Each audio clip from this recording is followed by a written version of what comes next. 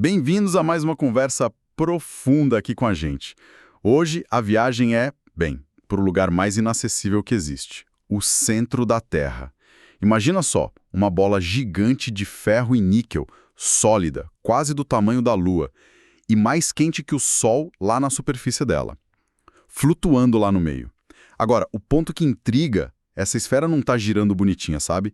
Tem pesquisa nova aí agitando a galera da ciência com a ideia de que o núcleo interno da Terra, bom, ele não só está mudando de velocidade, mas pode estar freando e talvez até invertendo o sentido de giro em relação a nós. E tem mais, né? Parece que não é algo aleatório. Talvez seja parte de um ciclo bem longo, de uns 70 anos. 70 anos? Tem sinais de que algo parecido rolou lá nos anos 70. E essa freada, essa desaceleração, parece ter voltado com força a partir de 2009. Mas, peraí, como é que os cientistas sabem disso? A gente está falando de 5.000 quilômetros de profundidade. E o que essa dança do núcleo significa para o campo magnético, para a duração do nosso dia, ou até para terremoto, clima? Ok, vamos tentar entender isso melhor. A ideia aqui é explorar as evidências, os métodos que eles usam, que são bem engenhosos, as possíveis consequências e, claro, a polêmica que isso está gerando. É um desafio e tanto, né? Porque não dá para mandar uma sonda lá para ver. A nossa ferramenta principal são as ondas sísmicas. Aquelas de terremoto. Exato. Quando tem um terremoto forte, a energia viaja pelo planeta todo, em forma de onda sísmica. Antigamente, até explosões nucleares subterrâneas, aquelas grandes, geravam ondas que a gente conseguia usar. Ah, entendi. E essas ondas passam por tudo, pelo núcleo interno, que é sólido, e pelo externo, que é líquido e fica em volta. Tá, mas como a onda, viajando, me diz se o núcleo está girando mais rápido ou mais devagar? Então, o método é bem inteligente. Pensa assim. Tem sismômetros, que são como microfones super sensíveis espalhados pelo planeta todo. Eles registram essas ondas. Se o núcleo interno está girando numa velocidade diferente do manto, que é a camada logo acima dele, Certo. as ondas que passam por ele, mesmo que por caminhos parecidos, mas em momentos diferentes, vão chegar nesses sismômetros com tempos de viagem um pouquinho diferentes. Ou a forma da onda chega meio alterada. Tipo, atravessar um rio com correnteza. Se a correnteza está forte ou fraca, muda o tempo para chegar do outro lado. Exatamente. Ou como atravessar um carrossel que está girando. O tempo que você leva depende se ele gira a seu favor ou contra. E quão rápido. Analisando essas diferenças mínimas, de milissegundos, nos tempos de chegada acumuladas ao longo de décadas, é que se tenta decifrar como está a rotação lá embaixo. Nossa, décadas de dados para pegar essa diferença mínima. Pois é. E o fascinante aqui é que essa análise, desses ecos sísmicos, contando essa história ao longo do tempo, revela coisas incríveis. Tem um grupo de pesquisadores lá da Universidade de Pequim. Sei. Eles analisaram dados de terremotos desde os anos 90 até bem recente. E o que eles viram sugere que, mais ou menos a partir de 2009, o núcleo interno começou a girar mais devagar em relação à superfície. Freando mesmo? Isso. E comparando com dados nares antigos, parece que isso se encaixa num ciclo maior. Talvez aquele de 70 anos que falei. Com uma freada parecida tendo acontecido lá nos anos 1970. É como se o núcleo tivesse fases, sabe? Uma hora gira um pouco mais rápido que a gente, outra hora um pouco mais devagar. Espera aí, então não é só uma desaceleração contínua. É mais um vai e vem. Um ciclo longo. Essa ideia ganha mais força quando a gente olha para eventos bem específicos, né? Tipo aqueles testes nucleares antigos. Que foram super bem localizados e tal. Exato. Tem uma pesquisa da Universidade do Sul da Califórnia, a USC, que fez justamente isso. Eles pegaram dados de uns testes feitos numa ilha, lá no Alasca, Amtica, entre 69 e 71. As ondas sísmicas que passaram pelo núcleo nesses 2 anos indicaram que eles chamam de subrotação. Ou seja, o núcleo girou um pouquinho mais devagar que o manto, coisa de 0,1 grau nesse período. Ok, mais devagar. Mas aí vem a virada. Eles pegaram dados de outro par de testes lá na Rússia, em Novaya Zemlya, entre 71 e 74. E aqui é onde fica realmente interessante. O que aconteceu? Nesses 3 anos seguintes, os dados mostraram o oposto. Uma superrotação. O núcleo teria girado mais rápido que o manto, coisa de 0,29 graus. Peraí, quer dizer que em menos de 5 anos, o núcleo parece ter freado e depois acelerado em relação ao manto? Isso. Isso meio que joga fora a ideia de que ele gira sempre igual ou só está freando devagarinho, né? Apoia muito mais essa ideia de oscilação. Mas quão certo a gente pode estar disso? É a única explicação para esses dados? Olha, é uma interpretação forte e ela é consistente com um modelo teórico que está ganhando bastante força. A ideia é que, em vez de girar livremente, o núcleo interno ficaria como que oscilando em torno de uma posição de equilíbrio. Oscilando. Como assim? O que faria ele oscilar? Pensa na gravidade da Lua puxando os oceanos, criando as marés, né? Sim. De um jeito parecido, mas muito, muito mais sutil, pequenas irregularidades, tipo umas lombadas de material um pouco mais denso, tanto no manto, logo acima do núcleo, quanto na própria superfície do núcleo interno. Essas irregularidades exercem puxões gravitacionais uma na outra. Ah, como se tentassem se alinhar? Exato. Essas forças tentam alinhar essas lombadas, e isso funciona como um freio e um acelerador. Faz o núcleo ficar oscilando para frente e para trás em relação ao manto. Faz sentido. Mas tem alguma prova disso além da interpretação dos testes nucleares? Tem sim. E essa foi a conexão que realmente fortaleceu essa ideia. A ligação com a duração do dia. O Length of Day, ou LOD, como os cientistas chamam. A duração do dia, como assim? A gente sabe que a duração exata do nosso dia varia. São mudanças minúsculas, na casa dos milissegundos. Mas essas variações mostram um ciclo bem claro de aproximadamente 6 anos. 6 anos. E daí? E daí que o modelo de oscilação do núcleo, esse por travamento gravitacional, prevê justamente um ciclo com essa duração. 6 anos. Nossa, bateu certinho. Bateu? Se a gente conectar isso ao quadro geral, parece que a dança do núcleo interno se reflete nessas variações mínimas, mas que a gente consegue medir na rotação do planeta inteiro. E os dados dos testes nucleares? Se encaixam nisso? Se encaixam perfeitamente.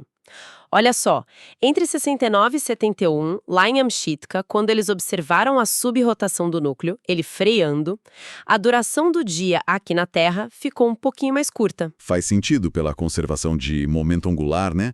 Se o núcleo freia, ele rouba um pouco do embalo do manto que gira um tiquinho mais rápido. O dia encurta. Exato. E entre 71 e 74, nos testes de Novaya Zemlya, com a superrotação do núcleo, ele acelerando, a duração do dia ficou um pouquinho mais longa. Ah, agora o núcleo devolve o embalo para o manto, que desacelera um pouco e o dia fica mais longo. Precisamente. Essa sincronia quase perfeita entre a oscilação que o modelo prevê para o núcleo e as variações que a gente observa na duração do dia é um argumento muito forte, sugere que esse modelo de oscilação está no caminho certo, tanto para esse ciclo de 6 anos, quanto, talvez, para o ciclo maior, de décadas. Essa conexão com a duração do dia é incrível. É quase como achar um relógio escondido lá no centro da Terra, marcando o ritmo em milissegundos.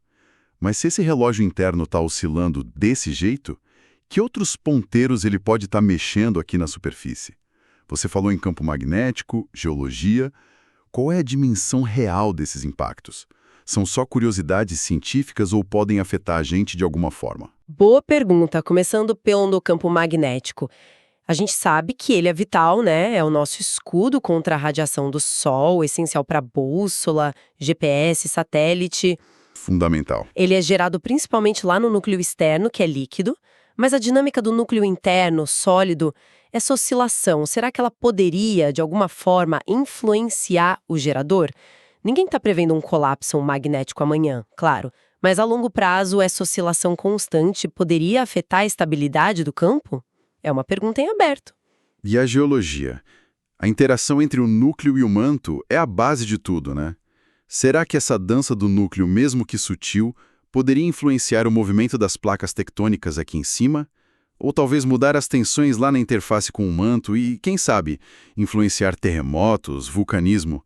Parece meio filme de ficção científica, mas a conexão física, em teoria, existe. Ao longo de décadas, séculos, poderiam alterar padrões de circulação na atmosfera, nos oceanos. E tem a gravidade também.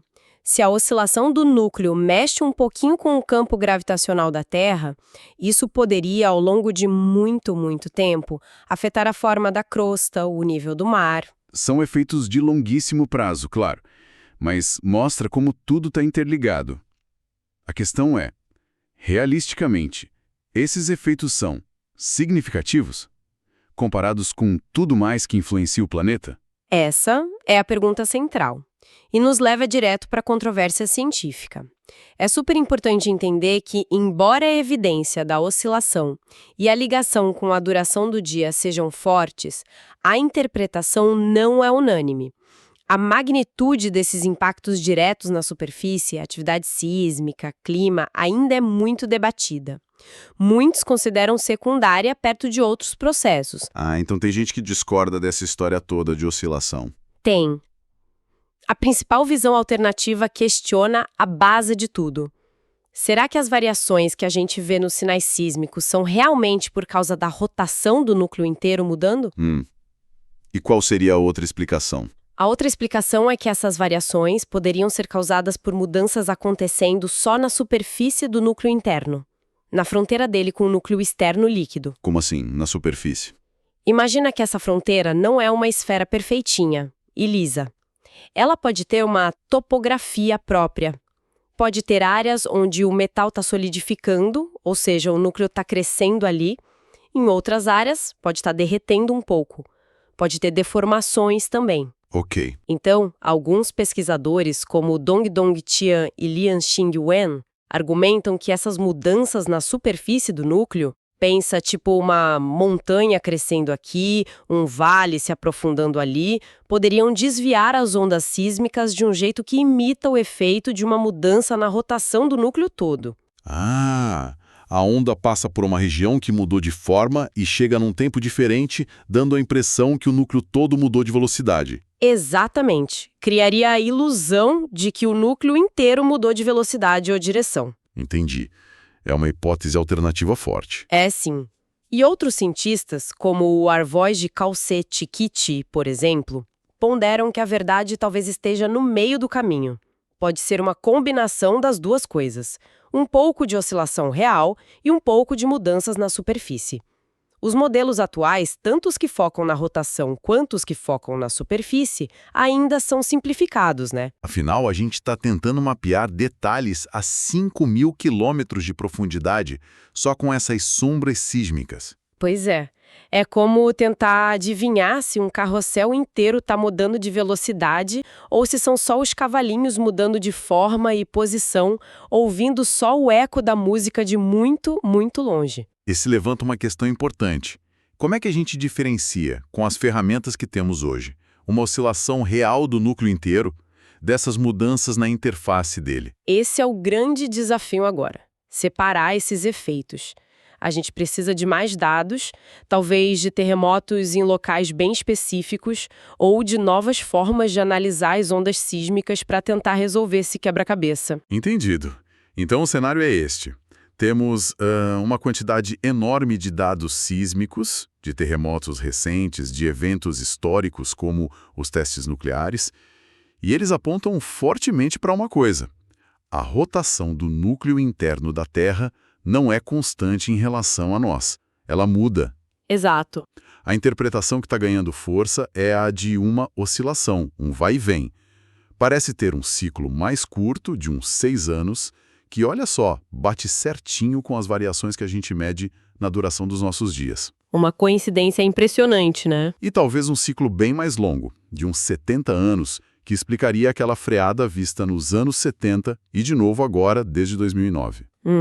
Essa dança lá no coração do planeta, mesmo que sutil, pode ter implicações a longo prazo para o nosso escudo magnético, para a duração exata dos dias, e talvez para a geologia e para o clima. Mas e esse é o ponto-chave. Tem um debate científico rolando. A dúvida é, A gente está vendo o núcleo inteiro oscilar? Ou são principalmente mudanças na superfície dele que estão meio que enganando nossos ouvidos sísmicos? Exatamente essa é a questão. Então, o que tudo isso significa? Bom, significa que o interior profundo da Terra é muito mais ativo, complexo e talvez mais conectado com a superfície do que a gente pensava há algumas décadas. Estamos só começando a decifrar os mecanismos que governam esse mundo escondido lá embaixo. E a imagem que está surgindo é de um dinamismo constante. É um lembrete forte de que o nosso planeta ainda guarda segredos fundamentais. Exatamente. E isso nos deixa com uma reflexão, né, para levar para casa. Se essa sincronia entre a oscilação do núcleo e a duração do dia for mesmo confirmada, que outras conexões profundas, inesperadas, podem existir entre o coração da Terra e o que acontece aqui em cima?